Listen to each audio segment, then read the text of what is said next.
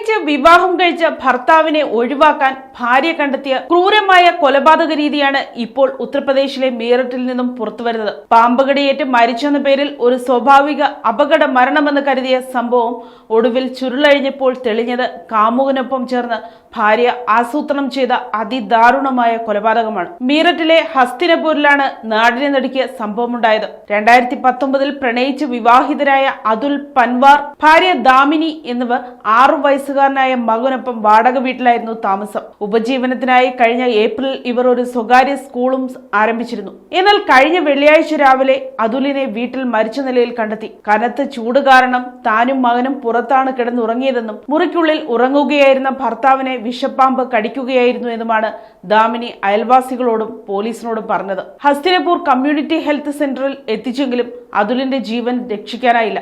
ഒരു സാധാരണ പാമ്പ് കടിയേറ്റുള്ള മരണമായി അവസാനിക്കേണ്ടിയിരുന്ന കേസിൽ വഴിത്തിരിവായത് അതുലിന്റെ പിതാവിന്റെ ഇടപെടലാണ്. ദാമിനിയുടെ കടുത്ത എതിർപ്പുകൾ വകവയ്ക്കാതെ പിതാവ് പോസ്റ്റ്മോർട്ടം ആവശ്യപ്പെട്ടതോടെ പോലീസിന് സംശയം ജനിച്ചു. തുടർന്ന് നടത്തിയ അന്വേഷണത്തിൽ ദാമിനിയുടെ ഫോൺ രേഖകൾ പരിശോധിച്ച പോലീസ് ഇവർ നടത്തുന്ന സ്കൂളിലെ ഡ്രൈവറായ തുഷാർ എന്ന നിക്കിയുമായി ദാമിനിക്ക് നിരന്തര സമ്പർക്കമുണ്ടായിരുന്നതായി കണ്ടെത്തി. തെളിവുകൾ നിരത്തിയുള്ള ചോദ്യം ചെയ്യലിൽ ദാമിനി കുറ്റം സമ്മതിക്കുകയായിരുന്നു. വളരെ ആസൂത്രിതമായാണ് ഈ കൊലപാതകം നടപ്പിലാക്കിയതെന്ന് മീററ്റ് അഡീഷണൽ SP അഭിജിത് കുമാർ വ്യക്തമാക്കി. വ്യാഴാഴ്ച രാത്രി അതുലിന് കുടിക്കാനുള്ള പാലിൽ ദാമിനി ഉറക്ക ഗുളിക കലർത്തി നൽകി. ഗാഠനിദ്രയിലായ ശേഷം കാമുകനായ തുഷാറിനെയും പാമ്പ് പിടുത്തക്കാരനായ സോനു, ഉദയകുമാർ എന്നിവരെയും വീട്ടിലേക്ക് വിളിച്ചു വരുത്തി. ഇവർ കൊണ്ടുവന്ന വിഷപ്പാമ്പിനെ അതുലിന്റെ കിടക്കയിലേക്ക് തുറന്നു വിടുകയായിരുന്നു. സ്വാഭാവിക മരണമെന്ന് വരുത്തി തീർക്കാൻ പാമ്പിനെ അവിടെ തന്നെ ഉപേക്ഷിച്ചാണ് അവർ മടങ്ങിയത്.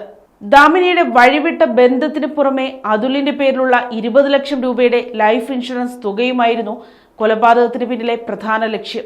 ഇതിൽ 5 ലക്ഷം രൂപ പാമ്പ് പിടുത്തക്കാരന് വാഗ്ദാനം ചെയ്തിരുന്നതായും 15,000 രൂപ മുൻകൂറായി നൽകിയിരുന്നതായും പോലീസ് കണ്ടെത്തി. ഇതുകൂടാതെ 20 ദിവസം മുൻപ് അതുലിനെ വാഹനമിടിപ്പിച്ച് കൊലപ്പെടുത്താനും ഇവർ ശ്രമിച്ചിരുന്നു. അന്ന് ഹെൽമെറ്റ് ധരിച്ചിരുന്നതിനാൽ നിസ്സാര പരിക്കുകളോടെ അതുൽ രക്ഷപ്പെടുകയായിരുന്നു.